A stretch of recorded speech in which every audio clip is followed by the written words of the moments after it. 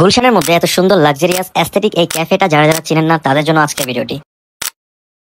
WhatsApp guys, আজকে চলে আসলাম গুলশানের এমন একটি অ্যাস্থেটিক ক্যাফেতে, যে ক্যাফেতে ঢুকতে যে কারোরই মনে হবে বিলাসবহুল একটি ক্যাফে, আর তার নাম ক্যাফে ডলস।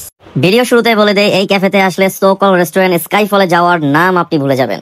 যাই হোক, ভিডিওটা শুরু করা যাক। এই নান্দনিক বিলাসবহুল ক্যাফেটি পিকচার প্রেমীদের জন্য পারফেক্ট। আর এই ক্যাফেতে আপনি প্রত্যেকটি জায়গা, প্রত্যেকটি ইন্টেরিয়ার, প্রত্যেকটি corner picture perfect, video perfect. আর তার চেয়ে বড় কথা হচ্ছে, এই ক্যাফেতে আসলে আপনার প্রতিটি মুহূর্তে মনে হবে আপনি কোনো একটি 5 স্টার হোটেলে খেতে এসেছেন, এবং 5 স্টার হোটেলে এসে পিকচার, ভিডিও, আড্ডা সবকিছুই করতেছেন। দেখতেই পারতেছেন ওদের প্রতিটি কর্নার কতটা স্ট্যাটিক ভাবে সাজানো এবং কতটা পিকচার পারফেক্ট। সন্ধ্যা হওয়ার পরে যখন রাত হয় তখন এই রেস্টুরেন্টের ভিউটা আরো বেশি সুন্দর লাগে। দেখতেই পারতেছেন বাইরের ভিউটা কতটা সুন্দর লাগতেছে। ওদের সেপারেট কিছু স্পেস রয়েছে, তার মধ্যে এই রুমটা একটা। এই রুমের মধ্যে আপনি আপনার ফ্রেন্ডস বা ফ্যামিলি নিয়ে এসে যদি প্রাইভেসি মেইনটেইন করতে চান তাহলে এখানে বসতে পারেন। তার পাশেই এই সুন্দর একটি জায়গায় ছবি, ভিডিও, পিকচার তুলতে পারেন। মিররের মধ্যে ছবি, পিকচার, ভিডিও করতে পারেন। দেখতেই পাচ্ছেন প্রতিটি কর্নার কতটা সাজানো গুছানো এবং লাক্সারিয়াস ভাবে ডেকোর করা রয়েছে। এবার আসি ওদের খাবারের প্রসঙ্গে। যেহেতু আমি কোনো ফুড ব্লগার না, সুতরাং আমি ওদের খাবার নিয়ে কোনো ফুড রিভিউ দিব না। জাস্ট এতটুকুই বলবো, ওদের খাবারের কোয়ালিটি, টেস্ট এবং মান আমি 10 আউট অফ 10 দিব। শুধু যারা আসে না তাদের জন্য আমার এতটুকুই বলার, ওদের খাবারের দাম তুলনামূলক অনেক বেশি, আর খাবারের থেকেও VAT tax and service charge অনেক বেশি নিয়ে নেয়। যেহেতু এই ক্যাফেটা গুলশানে, সুতরাং এই জিনিসগুলো এখানে স্বাভাবিক। যারা জানে না তাদের জন্য এই ইনফরমেশনগুলো অনেক বেশি হেল্পফুল হবে, যার কারণে আমি আমার দায়িত্ববোধ থেকে এই ইনফরমেশনগুলো দেওয়ার চেষ্টা করেছি। আজ এ পর্যন্ত, সবাই সুস্থ থাকবেন, ভালো থাকবেন। পরবর্তী আরেকটি ভিডিও নিয়ে আপনাদের সামনে হাজির হবো। Thank you for watching this video.